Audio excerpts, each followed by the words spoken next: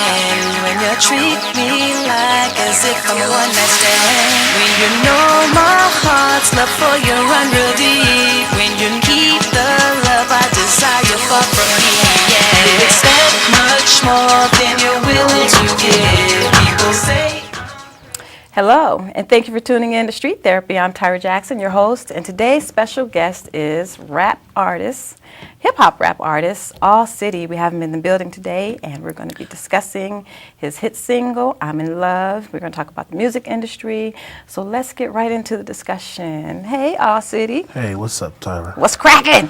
Not too much. Just hanging in there. Hanging in there. Okay, well, Yeah. thank you for taking the time out to come and chat with your girl. I really do Thank you for appreciate it. having me. I appreciate it.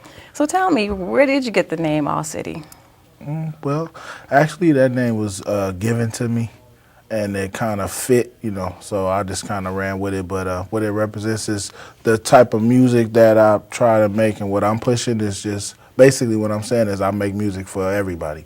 So, in all cities, everywhere across the world, Black, white, Puerto Rican, somebody and Asian. gonna like at least one song on a record. So, I just try to keep it like that, and just represent for everybody. Oh, So okay. that's where All City came from. So are you originally from LA? Yeah, born and raised in South Central Los Angeles. Okay. Yeah. So, you said that like, yeah, born and raised from South Central. Yeah. Say Yeah. something. No, I'm joking. So, what was life like for you, growing up? I had a pretty close-knit family. My granny and my mom raised me. Didn't really have my dad around that much in the household, but, we kept in touch, whatnot. But it was pretty close-knit, growing up, then it's a little different from how things are now, and there's a lot more technology. So, that kind of, to me, it kind of sends everybody in their own direction, kind of. Back then we had the TV, that one TV. Like some pliers you had to use? Yeah, with the foil on the antenna. Y'all know. The hanger? Yeah, everybody done had that. Nobody had no flat screens back then. Exactly. Yeah, I remember those times, and we cannot be telling our age, Allcity. What? I know, right? Cannot. So, when did you figure out that you loved music, rap music? Oh my goodness. I've been listening to rap music since I was like 7 years old. So, I mean, just even the old rap, like my mom, my auntie, and them, watching them party and dance, and the raps they was listening to, like Sugar Hill Gang and Grandmaster Flash, Furious 5, Curtis Blow. I mean, I liked all that music, and I sneak and listen to their records, and even the X-rated ones.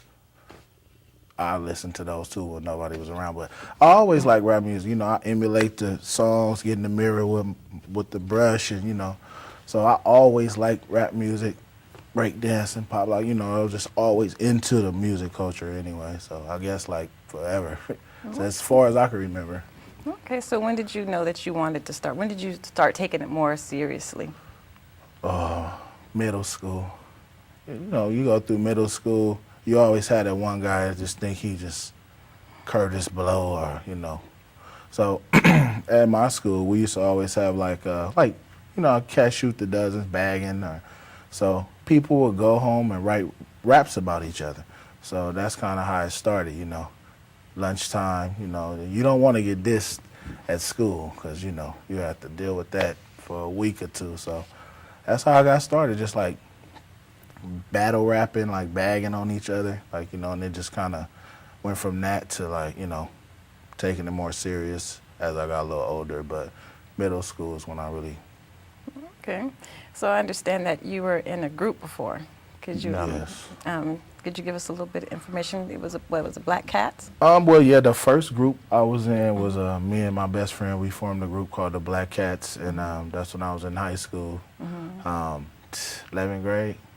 And we had my cousin. He was our producer, and really that's what they were doing. We were just kind of like trying to do what they were doing, and then we just started taking it more and more serious. And we started doing shows, and then we wound up getting our first little management situation, and that's when we really started taking it serious. When in a big studio, we were putting a record together, and then I was playing basketball, you know, so that was like my main thing I was doing. So it's like I think I kind of took sports a little more serious than I did the music because I didn't really see where the music, you know, like where I could go with it, you know. So I think that was like how the first situation, you know, came and kind of went.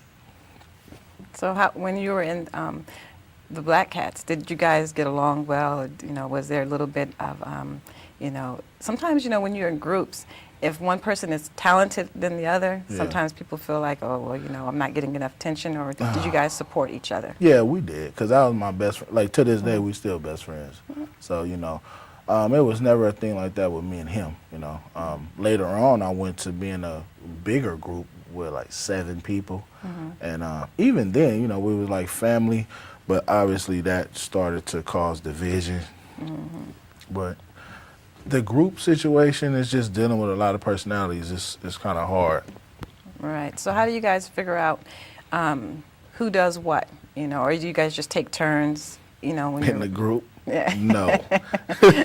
And that was another thing, like, we were like racing to get the verses on there. You know, it's only like 3 or 4 slots on the song, and you got 7 people in the group. So it's like head hunting. And it was like no mercy. It was 1 female in the group, and it was 6 guys, and it was just like, hey, whoever got the best verses, there's ones that are gonna go on the record. So, you know, that was kind of like, it was good though, you know, for competitive, you know, competitiveness. competing with the Yeah, other? it was cool, but you know, my thing is I'm very competitive because I play sports, so it just fell right over into that too. Like anytime you're in the studio with anybody, regardless who it is, you should always feel like, you know, you got to do your best. Even if you're in there with you know, some bigger name guys, whatever, you got to kind of look at them like fresh meat. So you can just come out freestyle, just right off the head? Uh-oh. I'm not yeah. gonna get you to do it. Maybe a little later. You can. Yeah, Because yeah. I always wonder. You know, I'll say some stupid stuff, but Yeah. okay. So when we talk about underground hip hop, exactly what is underground, you know, hip hop? Can you just kind of like, you know, break it down like you know, like I'm a 5th grader? Well, it's a whole culture of music, underground hip hop, and it's never gonna go anywhere. It's gonna always be there because it's never gonna be enough mainstream for everybody, you know. So to me, I think the underground hip hop is like the belly of the music, you know, and it's cold because a lot of the guys you see, they not gonna tell you, but a lot of their influence come from that underground music, you know. Like if people ask me like what are some of my influences in music, and I tell them some of the dudes, they be like, damn, who is that, you know. But it's like some dudes that you never really gonna hear about. So to me, it's like the underground hip hop is just the music of those guys that probably are never gonna get that mainstream shine, but without them, it wouldn't probably even be a mainstream at all. So like where does how do they even get known? Because I don't even, I'm clueless. That's exactly why I have you on the show to talk about it. Yeah. You know, how do you get the word out about underground hip, you know, artists? Is it like shows that they do in the hood, or? Well, now with all the social media, and you know, it kind of loosened it up and kind of opened it up for more underground artists to promote their music and get out there, you know, because you know, it came from where you have to like give somebody a demo and all that. You know, now it's kind of like people just flood the YouTube and all, you know, Instagram, whatever, with their music, and it's just constant. Because a lot of the rappers that I see now, I've never heard of them until the internet. You know, like my kids or whatever, and they're like always on there, and I'm like, what? Who is that dude? Next thing you know, you might see that dude on 106 in Park because he's just bugging, and he's just flooding the internet with all this stuff. So after a while, you kind of get forced to click on it and listen to it.